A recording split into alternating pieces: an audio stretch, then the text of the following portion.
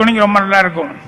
நான் என்ன சும்மா இருக்க மாட்டேன், ஏதாவது ஒன்று பாட்டு எனக்கு ஒரு ராஜாவாக இருந்தாலும் சரி யாராக இருந்தாலும் சரி யாராவது பாட்டு இது பண்ணேன்னா இப்போ தத்தத்தரடா தத்தத்தரடா தத்தத்தரடா அப்படின்னு சொல்லி போட்டார்.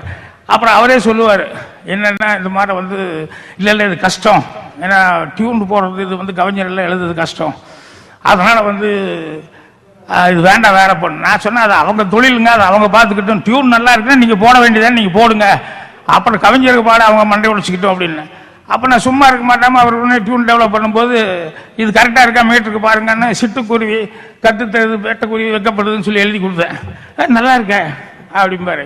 இப்படி எப்பவுமே வந்து எந்த டியூன் போட்டாலும் வந்து சும்மா இருக்காமல் நான் வந்து அது நல்லா இருக்கா இல்லையா மைண்டில் ஏறதுக்காக ஏதாவது லைன் போட்டு வச்சுக்குவேன். அதுக்கப்புறம் பல்லவியில் 2 லைன் போட்டோம்னா மீதி கவிஞர்கள் வந்து இப்போ கங்கை அமரனே வந்தார், எதுலாம் மேளம் அடிடா தாளம் அப்படின்னு சொல்லிட்டு சங்கர் கன்னியாசா அந்த பாட்டில் அதை நான் போட்டு வச்சுருந்தேன். இனிதான் கச்சேரி ஆரம்பம் அப்படின்னு சொல்லிட்டு வரைக்கும் போட்டுட்டேன். அப்போ தன தானே அப்படின்னு சொன்னோடனே உடனே அமர் வந்து பிடிச்சிக்கிட்டாரு.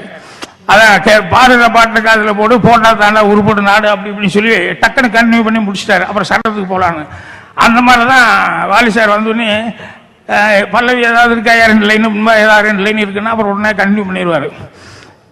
அப்புறம் அது மாதிரி ஒரு பாட்டில் உட்காந்து எழுதிட்டு இருக்கும்போது சரணம், அப்போ எங்க சின்ராஜா பாட்டு நான் டம்மியாக போட்டு சொன்னேன். என்னன்னா மானே மறி கொழுந்து தேனே தினக்கருது தாவணிய உனக்கு அப்படின்னு போட்டேன்.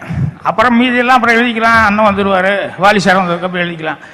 என்னையா டியூன் அதுதான் மானை மாதிரி கொழுந்து தேனே தினக்குது தாவணி ஏன் உனக்கு அதெல்லாம் நீ கரெக்டாக கேட்பிய அப்படின்னு சொல்லிட்டு அடுத்த லைன் என்ன, நீ தனன்னே நான் தனன்ன